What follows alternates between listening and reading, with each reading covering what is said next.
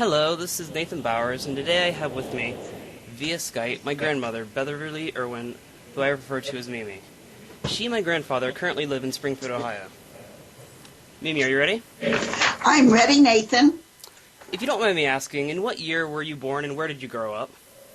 I was born in 1937, and I grew up in northwestern Ohio and Lima, Ohio. Thank you. Are you ready for some questions? I certainly am. What did you do for fun when you were a teenager? We like to do bike riding. We used to get together and we would bike maybe 5 to 10 miles to another little city. We lived in a very small town, and we would bike over to another town and visit people along the way. I see. When did you get your first TV? We got our first TV in 1950. And how did we get our TV? My mother won our first TV by counting stars that were in a newspaper ad. And, of course, it was a black and white set and would sign off every night at midnight and then just go snowy. But we certainly enjoyed those first TV days. How were the athletics at your school? Well, it was a very small school that I went to, but football and basketball were our two main games that we played at our school. At football, we didn't do too good, but we did win 2 or 3 basketball tournaments that I can remember. When did you get your first car and who bought it?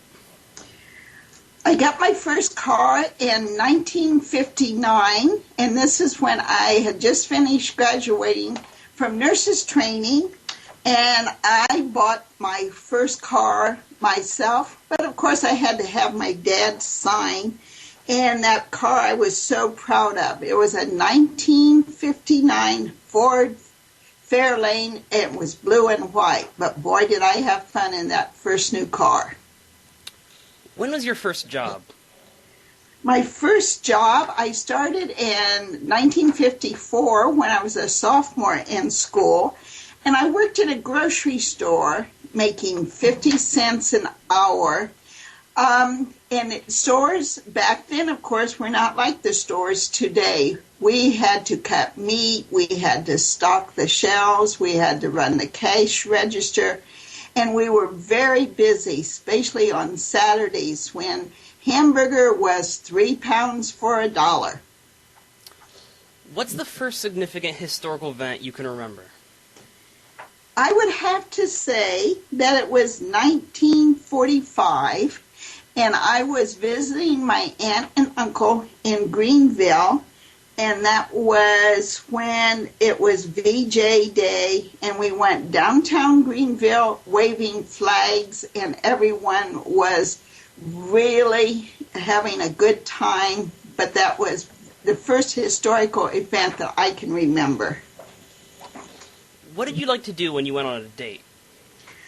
Well, we used to go to the movies a lot, and we had drive-in movies that we went to, and it was just fun. We even had to hide some kids in the trunk, to get them into the drive-in movies, but it was fun.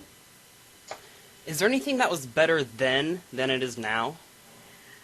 I would have to say the way that people live nowadays. We used to know every neighbor, and nowadays I don't think you get to know your neighbors as well. But I lived in a small town of 500 people, and we knew everybody. Do you think families spent more time together then or now? I would have to say now, because we always ate our meals together. We went on vacations, and my parents would always go to the basketball game and football games or whenever we were participating in things at school.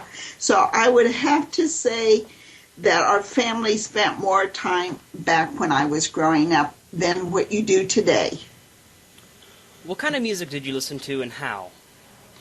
Well, I liked popular music back then, and I had my own record player, played 45 RPMs, and the famous artist that I liked was Johnny Mathis. So I would stack up all of his records on my 45 record player and listen to him. Well, thank you very much, Mimi, for allowing me to ask you these questions and for you sharing all this interesting information about what life was like when you were younger. Okay, see you later, Nathan. Bye.